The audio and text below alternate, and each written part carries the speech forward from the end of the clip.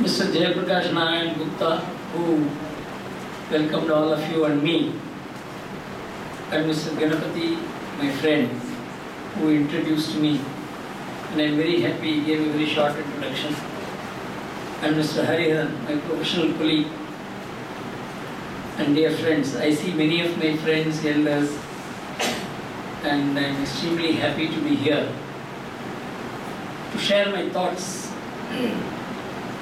on a subject which has been bothering me for a long time. The subject on which I was asked to speak today, I don't know whether you are aware of it. It is about the role and responsibilities of elites in India. English le பேசுறதுல ஒன்றும் தப்பு இல்லை, தமிழ்ல பேசணுமா? தமிழ்ல பேசணுமா இங்கிலீஷ்ல பேசணும்? தமிழ் வேணுங்கிறவங்க கை தூக்குங்க. நிறைய பேர். நம்ம நாட்டில் அறிவுஜீவிகளுடைய கடமை என்ன, பொறுப்பு என்ன அப்படிங்கிறத பற்றி ஒரு பெரிய மனசுல எனக்கு ஒரு புயலே உண்டு.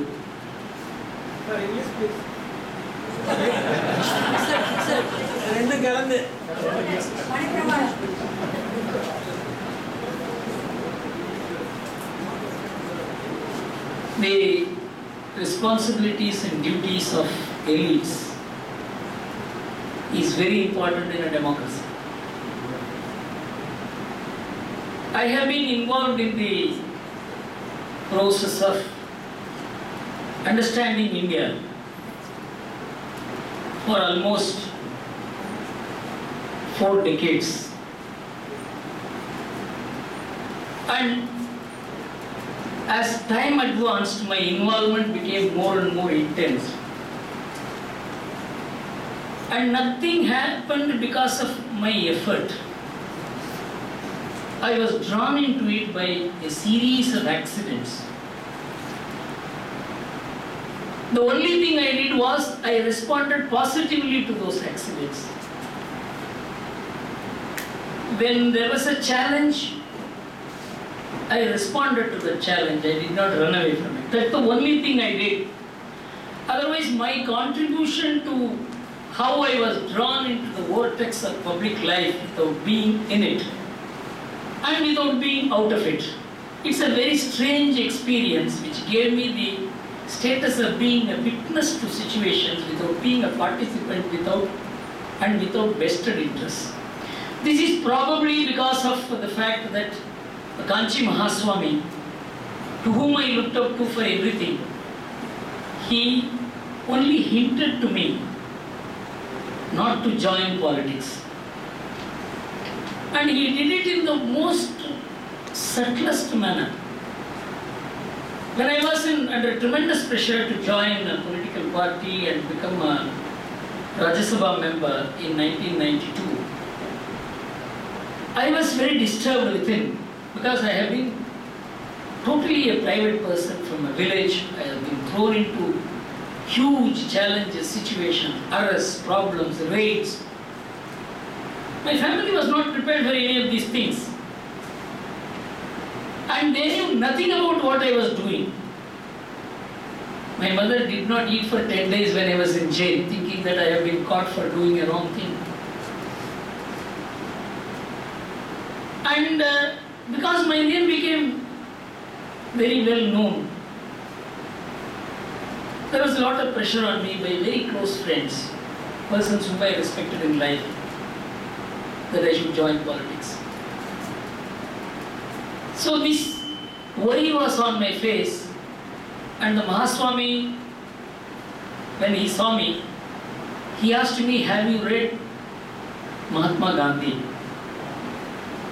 I said, "I have read Mahatma Gandhi, but Mahatma Gandhi means 95 volumes. Now it is 100 volumes, at that time 95 volumes. So I said, "I haven't read him that deeply." He told me, "You go and read Mahatma Gandhi." In 1919, he addressed the All India Bishop Conference in Chennai.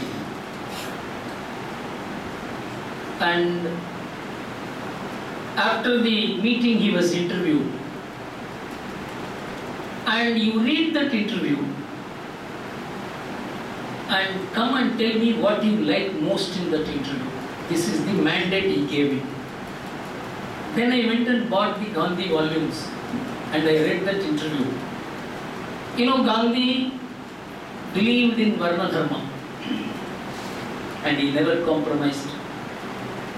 Come what may, he told the truth and took all the brickbats for that, but he never compromised on that. We don't know what is the truth, but we go by what these great people say because we have no capacity to understand the truth or otherwise of what they were saying. We just believe them because they are so great, they are beyond analysis. So one of the questions which was addressed to Mahatma Gandhi was, what do you think of Brahmins being in politics? To which Gandhi replied, Brahmins should be in politics, but they should not be in electoral politics. This struck me as one of the profoundest truths. I liked this statement very intensely. So I went to the Mahaswami and told him, this is an interview which ran several pages.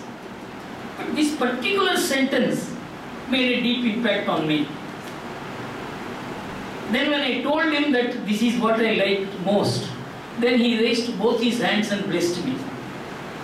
So neither the decision of joining the party or not joining the party, being in power or not being in power, no decision was taken by me. So what I found in the course of my entire involvement in public affairs is that so long as you are not attached to anything and you are guided by signals which come from great people, decisions are taken for you. You don't take decisions. Whether I should become a writer or not, that was not decided by me. When Mr. Goenka wanted me to investigate one of the most powerful industrial groups in India which was doing many wrong things, he asked me to do it because of my skills as an accountant, as a financially familiar person, if not expert. After I investigated and produced 3 volumes of a report, I was supposed to brief the journalists who would take it up and write. But none of the journalists was willing to do it because they said it is such a dry subject, stock, shares, debentures, licenses, law. Who is going to read this? So I don't want to write on such a boring subject which nobody is going to read. Some others said, no, if Mr. Gurumurthy has done the investigation, how can I write? Nearly 15 journalists refused to do this job. Then Mr. Goenka told me, Guru, you have no option, you have to become a writer yourself. That decision was also not taken by me. So if I am standing before all of you as someone known, introduced as known all over India, it is because of series of accidents in which I had no role. That's what I wanted to tell you first. You see, in our life, we are amongst very few fortunate people in India. Because we have developed some interest in the country. You know, interest in the country doesn't come very easily. That we are interested in this country means that we are interested in the very purpose, existence, goal and mission of this country. Because it is not just a piece of land, it represents an idea, it represents a philosophy. It represents an unbroken tradition for thousands of years. And it has survived assaults, situations, wars, calamities, which no other civilization in this world was exposed to. So it has a durability which seems to be denied to all other civilizations. So, when we are interested in this country, it is not just patriotism. It is something higher than patriotism. Because this country itself is God. This is how Aurobindo saw it. This is how Swami Vivekananda saw it. This was not just seen as a piece of land. And when Mahatma Gandhi wrote the Hind Swaraj, in which a question was put to him. Don't you think it is only the Britisher who brought us together by constructing the railways and the post offices? Is India not one only because of railways and post offices? Otherwise India was not one country. So the idea of India being one country and one nation itself was the work of the British. This is the question that was put to Mahatma Gandhi. You know, many of you may or may not know what is Hind Swaraj. That is a question answer which Mahatma Gandhi devised for himself. And he wrote the entire thing when he was traveling in a ship. And he was traveling from South Africa to London. And he wrote it in Gujarati. And he wrote it like a possessed man. And when his right hand pained, he began writing with the left hand. And he completed the document in 1909. And in 1942 he said, I reread the document, I don't think I need to change a comma or full stop in it. So it is such a document in which he had put his heart, soul, mind and his convictions, his ideas of what India is, what the mission of India is, in which there was a question that was addressed to him. The question was, is it railways and post offices which brought India together? To which Mahatma Gandhi replied, it is such a profane kind of observation. You see, this is the only country in which we were told that you can worship God within yourself or at home. But our forefathers built this huge religious infrastructure, the Char Dhams, the Kashi, the Rameshwar, and said your Kashi Yatra is not complete unless you come to Rameshwar. And they made millions of people travel from one end of the country to the other on foot. And they conversed and understood each other. The same kind of ideas permeated throughout the country because of the work of great saints and seers. And this is what constitutes the oneness of a civilization like of which it is not known anywhere in the world. When Mahatma Gandhi said this, Hobsbawm, who is supposed to be the greatest authority on formation of nations and states, had not written his book. He wrote the book about 25 years ago. Eric Hobsbawm. He was a leftist historian, he passed away a year back. And he said, all these nation states which are known, the Germany, Italy, France, England, they were all formed in the last 250 years. Before that there was nothing. When Italy was formed, less than 2% of the people knew the Italian language. When France was formed, less than 3% of the people knew the French language. It is the strong, militarily strong people who carved out the area, fed the people and made them into one nation. Otherwise there was no idea of a nation. The language itself was so diverse. Thousands and thousands of dialects. There was nothing called a French language. English evolved over a period. In the year 1600, there were only 50,000 words in English. Today there are more than 1.2 million words, all borrowed from all languages. So this is how the nations evolved. But you look at Garuda Purana, you look at Brahmanda Purana. This nation is defined. Bharatavarsha is defined. No other nation is defined. No other country, no other civilization, no other tradition is defined anywhere in the world.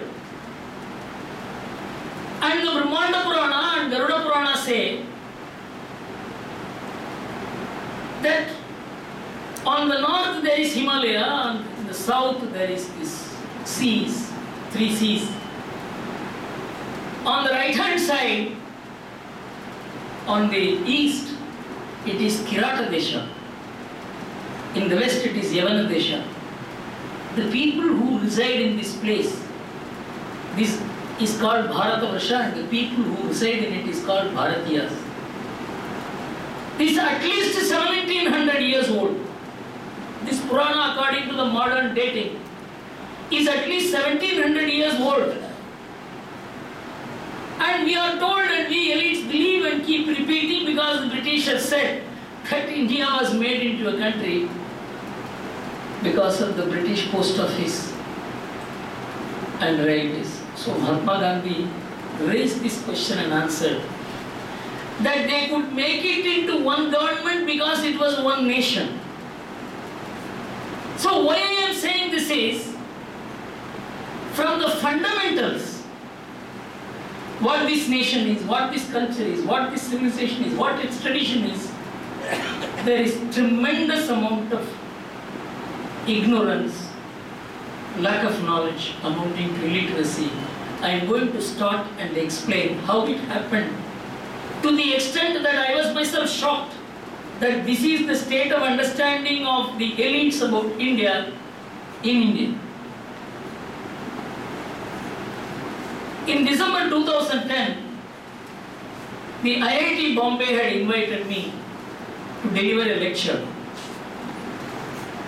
The management school in IIT had invited me to participate in their annual program. Mr. Adi Godrej spoke ahead of me, he's a great industrialist. He spoke ahead of me, and I spoke afterwards. He spoke for an hour. It was a brilliant exposition on Indian economy, with all statistics and his arguments, tracing the whole history of economic development of India post-independence. And the sum and substance of what he said was that India had been a great country spiritually and in terms of arts, music, science, but it did not have economic performance. We were always a backward nation, superstitious nation, a nation of poverty, hunger.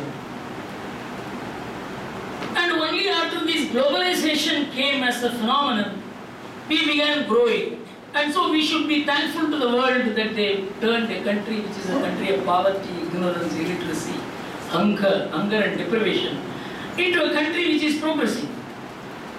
And he went one more. He said we had so far Hindu rate of growth, and now we are having global rate of growth. And the entire IIT management school students, professors, teachers and research scholars, when he concluded, they stood up and gave him a standing ovation. And I was to speak next. I had gone there to speak something else. What the IIT students and generally the high learning institutions must be knowing about India, and because they are the ones who are going to represent India to the world, and they are going to be the window of the world to India, and they are going to be the ambassadors, intellectual, cultural ambassadors of India. So when I found that the whole atmosphere has been set against India, and the Indian past is something to be ashamed of and not to be looked at, it is superstitious, hunger, poverty, deprivation. It was completely false. And it is not proved false by us. It was proved false by researchers done, acknowledged as the most authentic economic history of the world by the West. And I am going to give you two facts which will shock you. That this word Hindu rate of growth came from the mouth of one Professor Raj Krishna, who was an Indian economist in the year 1978. He was asked that you are advising the government of India, you are a socialist economist, you are advising the government of India, and the government of India is following your advice, socialist policies. But all socialist countries are growing fast. But why is it that India, which is following the very policies, is growing slowly. And this man said, what do we do? Socialism is good, but it is not working on Hindus. And that is why it is slow growth, it is Hindu rate of growth and not socialist rate of growth. You see, it is a question answer which took place in India, but the World Bank chief, Robert McNamara, he addressed at least half a dozen conferences throughout the world and said, the Indian economist himself has said that India is not capable of growing. And it will grow only at this pace. It will always be a poverty-ridden country, hunger-ridden country, illiterate country. This country cannot stand up. It cannot make a living. It will always be a begging country. Please be generous enough to donate to this country. This is how he ran around and raised money for India with the different people. We were projected as beggars. This is 1978. In 1983, one Paul Bairoch, a Belgian economist, he came out with a 150-year economic research of the world. In 1750, what was the state of the world's economy? 1750 to 1900. In 1900, what is the state of the world's economy? And he stunned the world by saying that in 1750, if you drew the economic picture of the world, China was number 1 with 34% of world GDP, India was number 2 with 24.5% of world GDP, and America and England put together just 2%. And in 1900, the situation changes, upside down. America and England becomes 41%. China, which was 34%, comes down to 6.2%. India, which was 24.5%, comes to 1.8%. So countries which commanded almost 60% of the world GDP in 1750 crashed to 8%. Countries which had just 2% of world GDP rose to 41%. So Paul Bairoch said that in the 16th, 17th and 18th century, Asia was a richer country. It had a much better standard of living than Europe. They shook the West. How could it be that we were always great people? And how is it that today one amongst us, a great economist, a historian, he comes forward and says, gentlemen, they were rich people, we were not. So, the OECD countries, 26 rich countries, they constituted a development studies institute. You must have heard about OECD countries, Organization for Economic Cooperation and Development. They constituted this development studies institute under an economist who is the tallest economic historian in the world by name Angus Madison. And he was given a platoon of statisticians, historians, sociologists, economists to verify whether Paul Bairoch said was correct or not. Angus Madison began his work, and I want to read out what Angus Madison said to himself and told.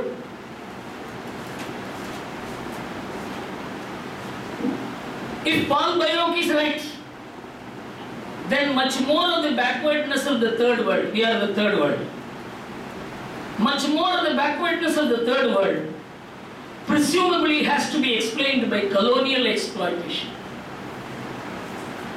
And much less of Europe's advantage can be due to scientific precocity, continued slow accumulation and organization and financial superiority. This cannot be the reason for your growth. If what Paul Bairoch says is true, you have colonially exploited others and grown. And he says, no, it is not likely to be true. Paul Bairoch is more likely to be wrong. So Angus Madison set out to do the research. And in 2001, he came out with 2000 years of economic history of the world. From the first year of AD after the birth of Christ. First year to 2001, he came out with this 2000 years economic history. And he said if you drew a picture of what was the growth levels of different countries in the world, in the first year of the 2000 years, India was leading with 35% of world GDP. China was next. There was no America.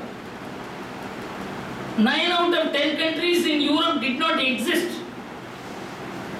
In the year 1000, India leading with 29%, China 25%. In the year 1400, India leading again, China number 2. In 1500, India and China chain. In 1600, China overtakes India. In 1700, India overtakes China again. The game was between these two countries for 1700 years. And it is now accepted as the most reliable and trusted economic research of the world. And Angus Madison then commented on the Indian economy and said the Indian economy collapsed only because of colonial exploitation. India had a 40% manufacturing employment in the year 1700. In the year 1800, we had 40% of world's manufacturing. In 1820, our share of world GDP was 18%. In 1850, our share of world GDP was 16.7%. In 1900, 1.8%. In 50 years, this economy collapsed. And between 1880 and 1900, in 20 years, India had 23 large famines. That is the time when Swami Vivekananda traveled across the country and saw hunger, deprivation. He could not see anyone leading a dignified life. It was at that time. When I mentioned this, the IIT was stunned. And why this concept about India was generated in the mind of the Indians? That we were an underperforming nation. We were not a great nation.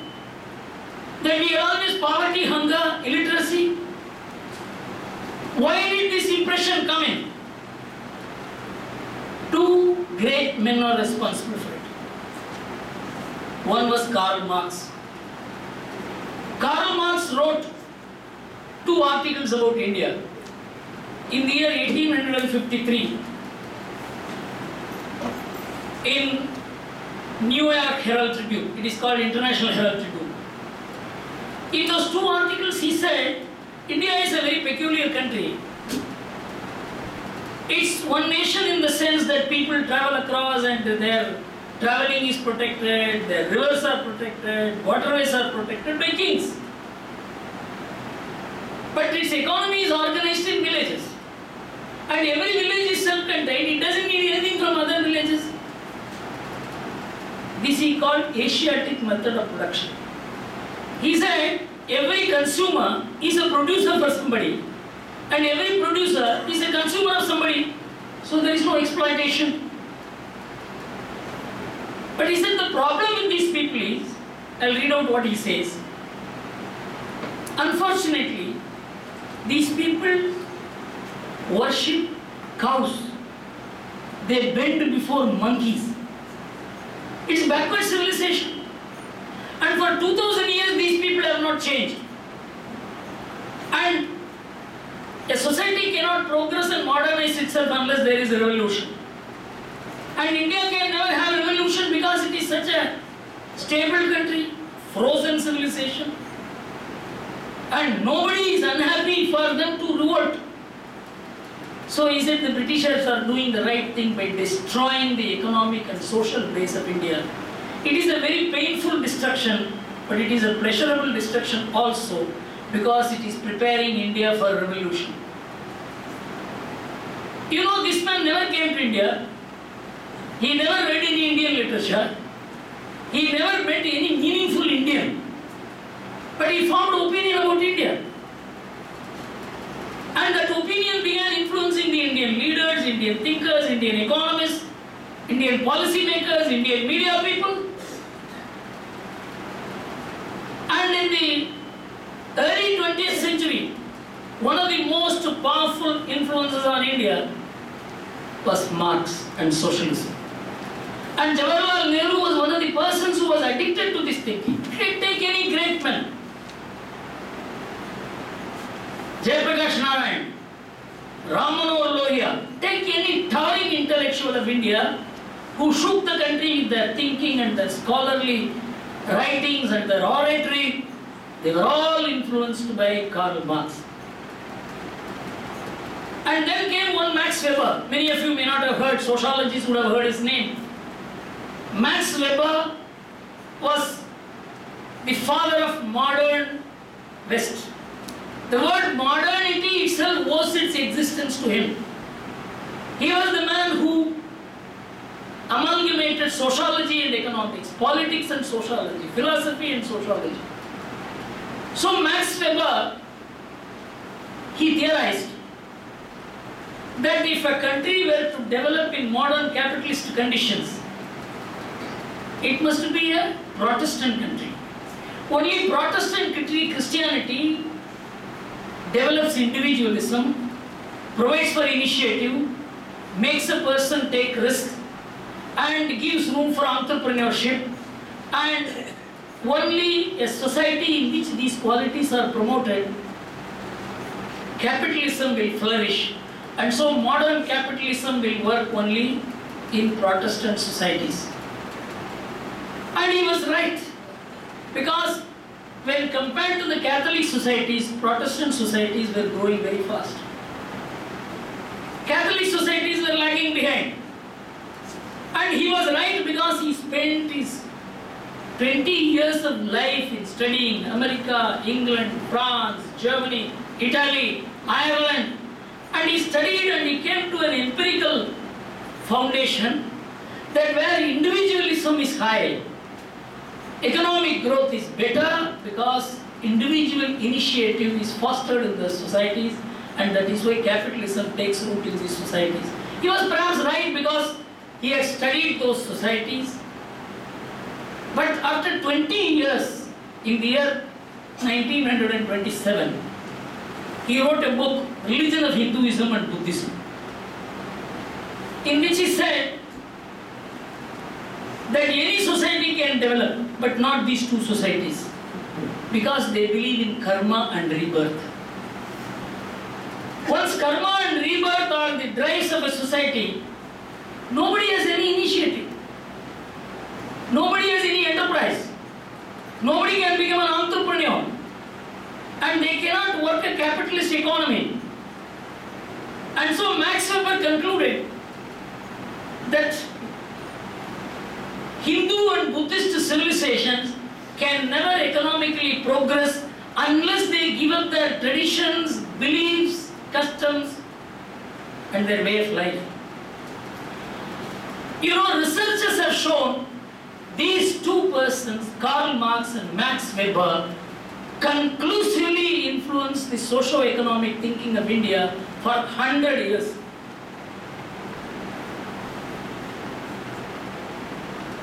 And when Karl Marx said this, Max Weber said this, Paul Bairoch's findings were not there. Angus Madison's findings were not there. Angus Madison's findings completely destroyed both Weber and Marx. Okay, I can understand that. They were ignorant, they were illiterate, they were not understanding India. They knew nothing about India, our culture, our civilization, our attitude to one another. Nothing was known to either Marx or Max Weber. And so, you can excuse them as ignorant people. But what about IIT? Your researchers have established in 1983, the Western researchers, and in 2001, for 1700 years, India was the leading economic power of the world.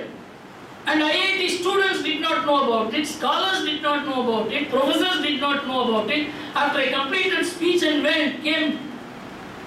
all of them came and surrounded me. They gave me standing ovation. For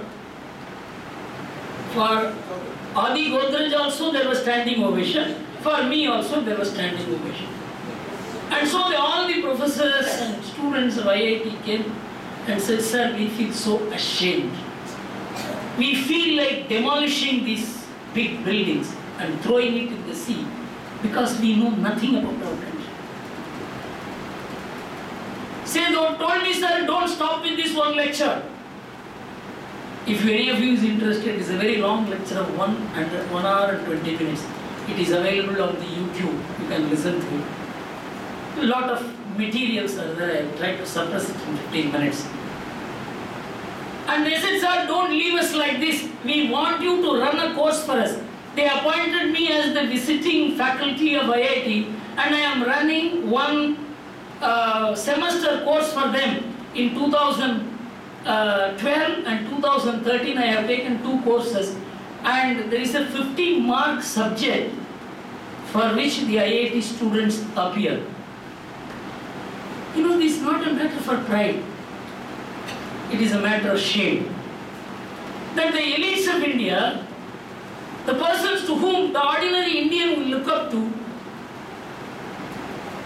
the persons to whom the Westerners, other country people look up to as persons who know about India, their knowledge about India is a miserable nothing. So when we talk about elites, the first thing the elites are supposed to know is about their country. Now let us take another subject. Today we are celebrating the birth anniversary of Swami Vivekananda. Swami Vivekananda was not only the greatest son of India, but he represented India at a time when India was considered to be a defeated civilization, a crushed society, a society whose purpose and meaning was not known even to Indians. And it is in that situation he went abroad. And I don't want to get into what kinds of trials and tribulations the man faced, except one incident which I want to tell you. He had no address, he had no visiting card, he had no letterhead. He was a wandering monk. So when he went there, he asked, which organization do you represent? No organization. Who is sponsoring you? Nobody. Because somebody has given you a ticket, you have come here, Mr. Vivekananda. We can't allow you into the World Parliament of Religions, for which you require credentials. Swamiji was shaken, and he decided maybe he has to go back, he can't do anything. But he had always left everything to God, and he had a meeting with one John Wright, who was the Professor Wright, who was the professor on Greek literature and Greek affairs in Harvard University. So he carried on a 15-minute conversation with him. And at the end of the conversation, Swami Vivekananda said, I am going back because I cannot attend this Parliament of Religions because they say I have no credentials to attend this conference. Then Professor Wright said, Mr. Vivekananda, to ask you for credentials to attend this conference is to ask the credentials of the sun to shine. And then he wrote a letter that here is a gentleman from India. You know what was his age at that time? Just 30.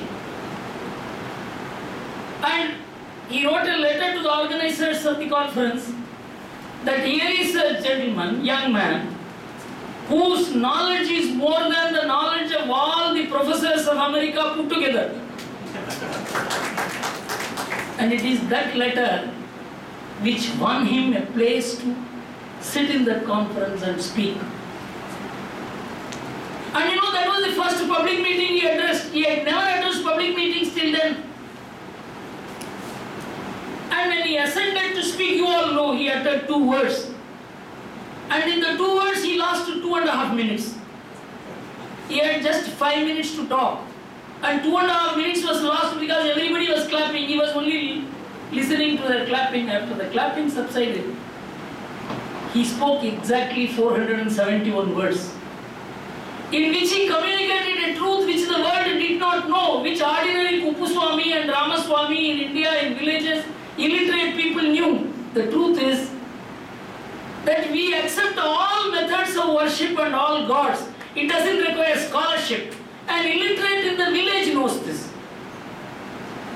In our village, we all go and worship the LA Gadi.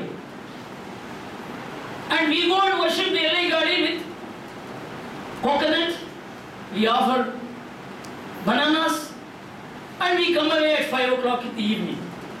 Night 8 o'clock, that LA Gadi turns non-vegetarian and takes booze. The same deity.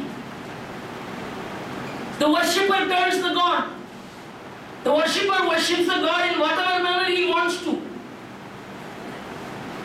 In the history of Ramanuja, there is an incident. You know, Ramanuja, wherever he went, he prescribed what is known as the Pancharatra method of worship, specifically devised for Vaishnavite temples. And so when he went to Puri temple, he told everybody that I don't know what you will do, because they all had become Vaishnavites. And he told them, from tomorrow onwards you will adopt the Pancharatra method of worship. They all were shaken because they were all tribal people. They have a method of worship which is neither Vaikanasa nor Pancharatra, which is not a recognized method of worship at all. And so they went and prayed before Lord Jagannath. We have been worshipping you for God knows thousands of years by a method of worship which is known to us, in which our mind gets involved and which we relate to you. But our own Guru is coming and saying, no, you have to adopt a new method of worship. The story goes that Jagannatha came and told Ramanuja in his dream, please don't compel them to change the method of worship. They have the right to worship me in the manner they want. And even today, it is only the tribal method of worship that is prevalent in Jagannath temple. That is the extent of religious freedom. There was no constitution of India at that time. There was no article 26, 25, 30, 29. And Swami Vivekananda said, this is our life, this is our model, this is how we are evolved, this is how we live, this is how we look at others. See two civilizations which we protected. The Jews came to India completely battered, butchered. They went to 108 countries where they were maimed, raped, killed. They came to India. And they came to Kochi. The Kochi Maharaja gave the land next only to his temple and asked them to build their synagogue. Not only that, they said, you should not be affected by our customs, our model, our rule, our way of life.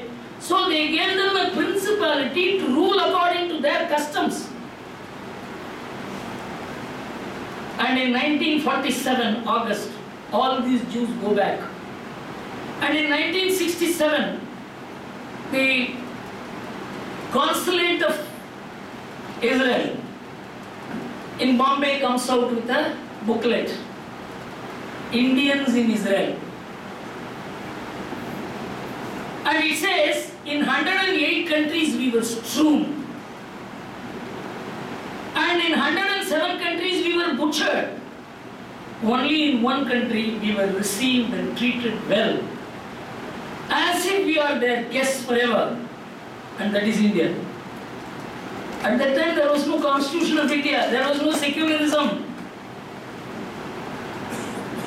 And yet the Parsis, this Swamiji mentions in his speech, we kept in our bosom the remnants of the Persian nation. We kept in our bosom the remains of the great Jewish civilization. And when Parsis came, 300 families came and landed in Surat. And the king called a Sabha. These new people have come. They said, sir, we have come with a fire. The fire is our God. We want a place to put the fire and build a temple. And we want some place to reside around it. We know agriculture, please give us some agricultural land.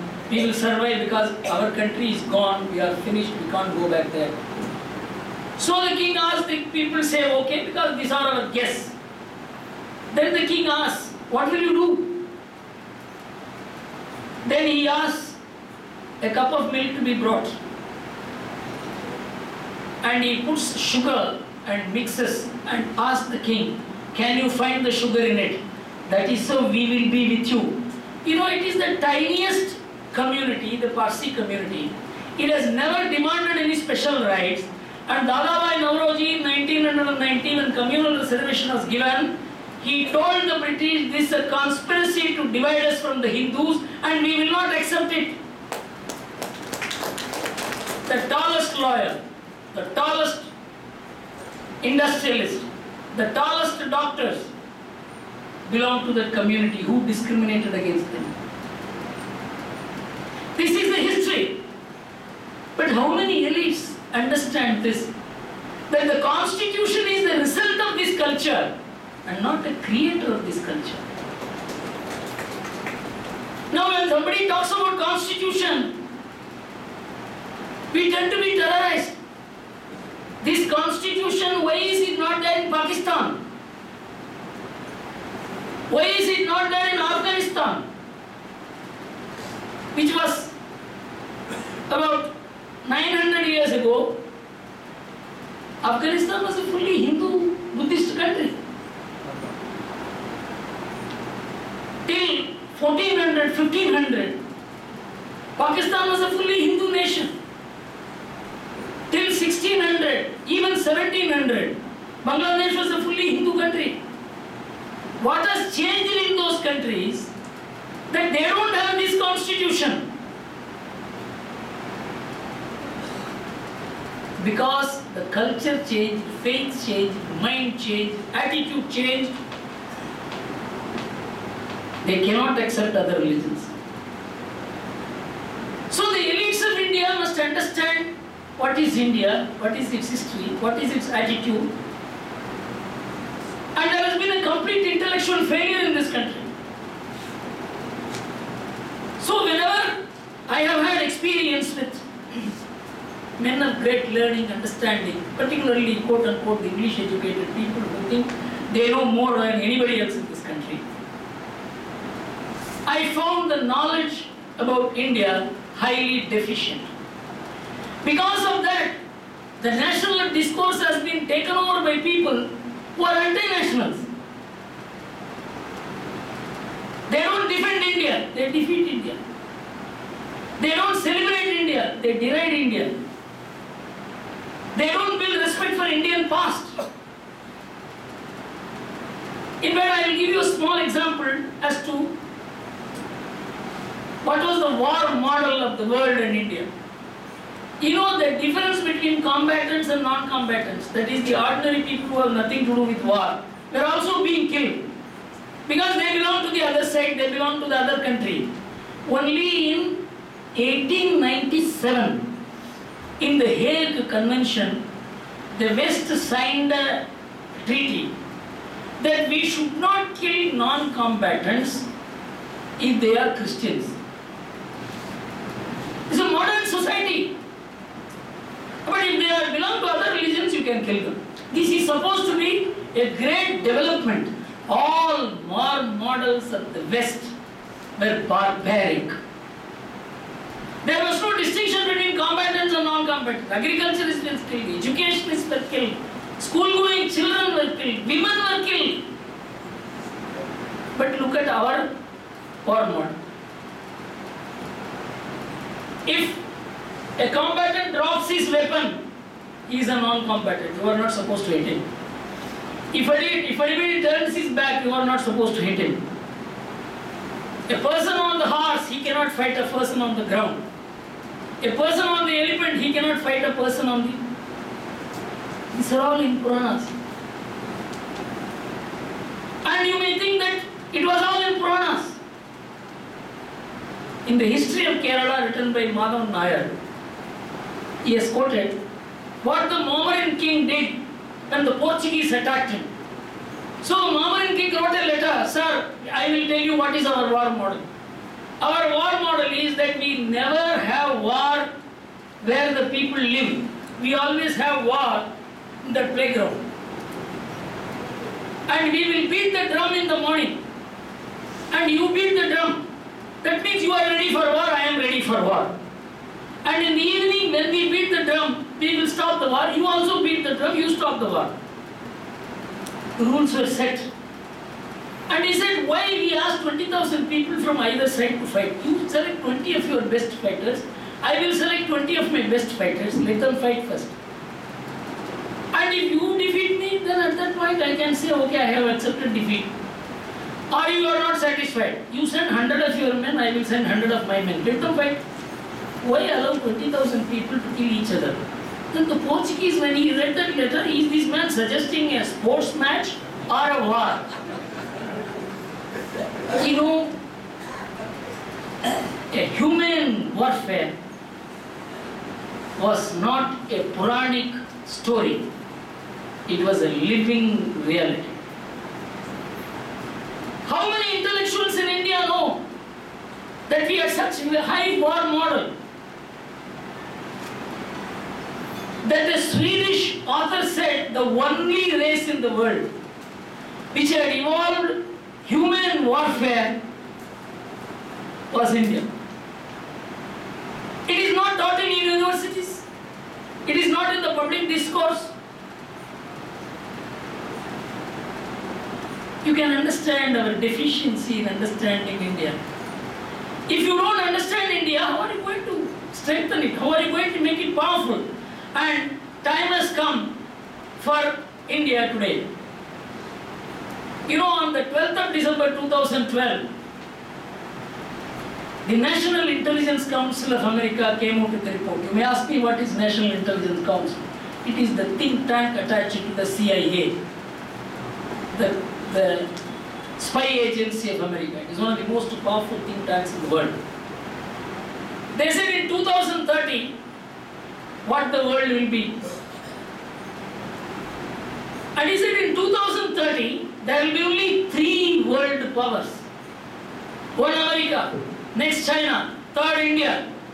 All the world powers of today, Germany, France, Japan, they are going to be regional powers. This is the only 3 global powers. In another 17 years. And I take you back to what Swami Vivekananda said. In that dark time, Swami Vivekananda said, I am not a believer in astrology. I don't imagine.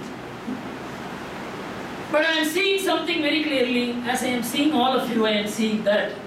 And that is Bharat Mata is sitting on the throne and ruling this world.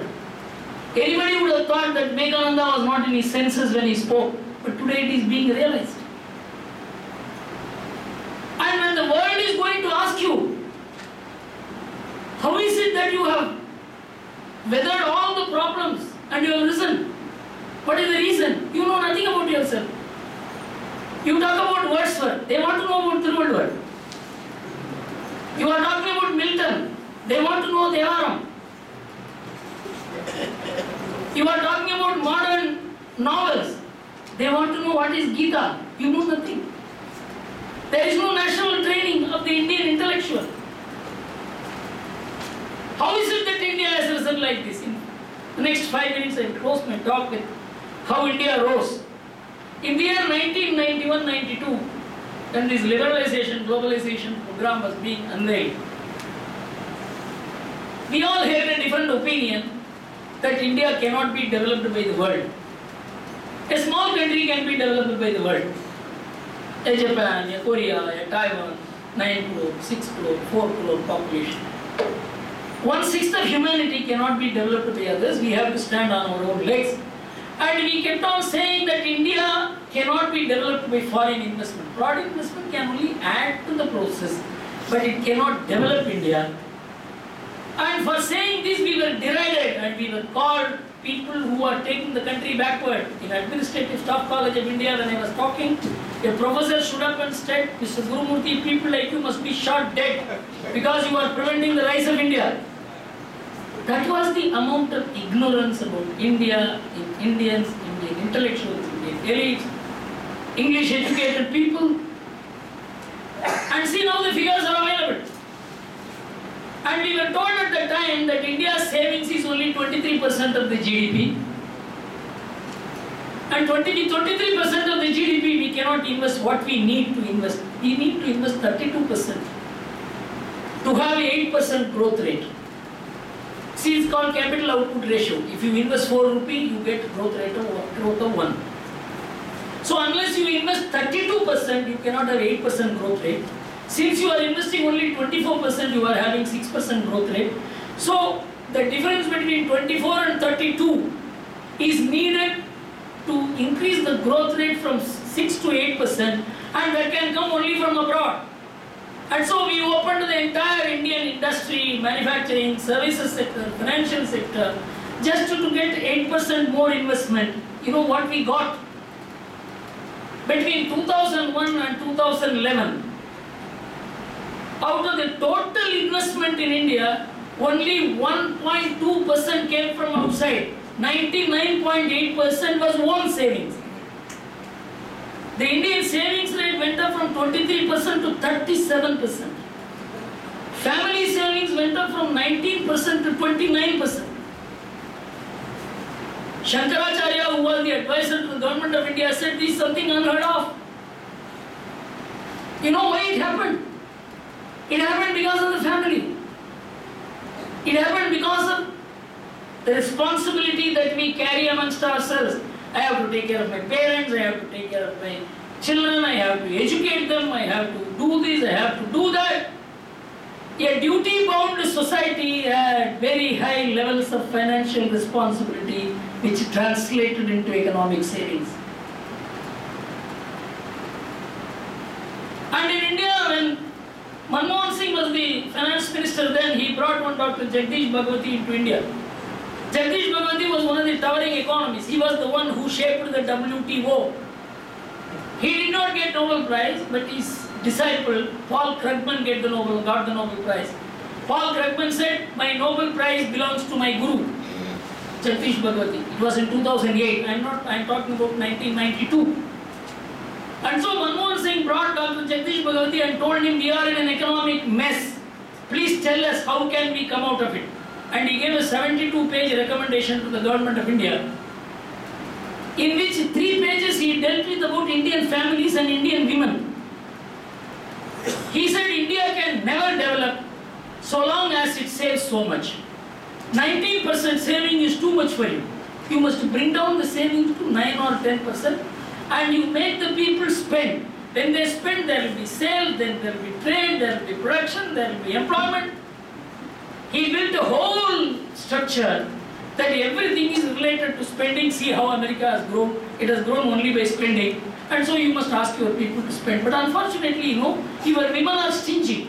They don't spend. So you must build huge malls, bring things which will attract a woman to move out of her responsibility and begin buying jewelry, begin buying textiles, and begin buying cosmetics. You make the women irresponsible, then you will develop economically. This was the advice given to the government of India. And the government of India began implementing this advice. But the women of India did not respond.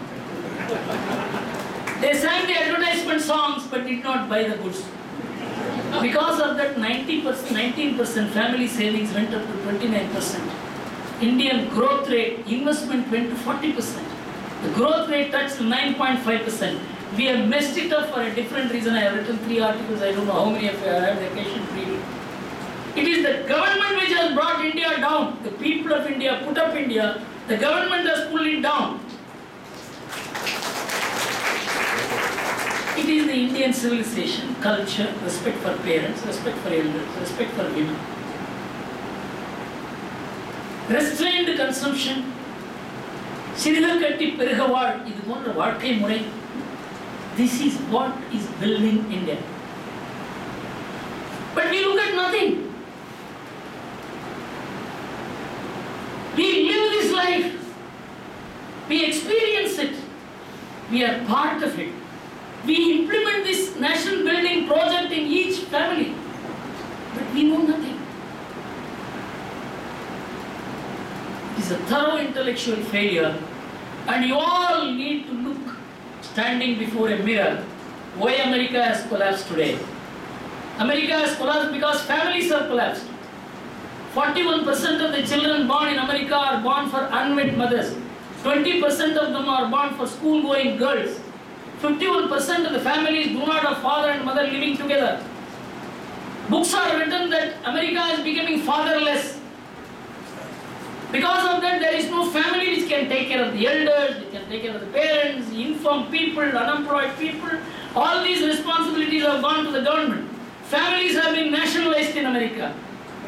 Government is being privatized, and the same economics is being taught here. These are all naked facts. It doesn't require anything other than the fact that you must look at India from Indian perspective. This is the responsibility and role of the elites in this country, because the elites are trusted by others. The ordinary man in India trusts the educated men, women. But we are failing, and it is our great responsibility to become aware of the potentialities and greatness of India, its culture, its civilization. And the world needs this message as to how women should behave.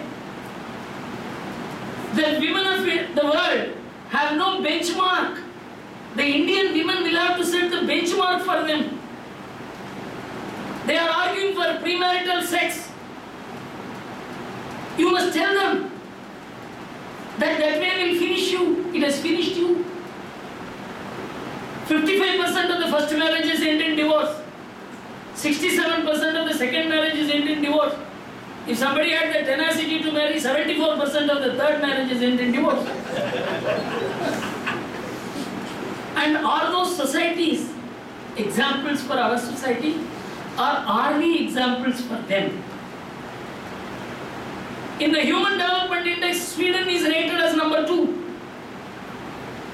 Norway is number 1. 67% of the men and women live anybody with any length of time, and almost 70% of the children born are the property of the state. The mother doesn't have the right to bring up the child.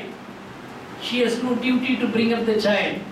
When one Indian lady fed the child with her hand, she was held irresponsible because she did an unhygienic job, and the child was taken away from her for 1 year.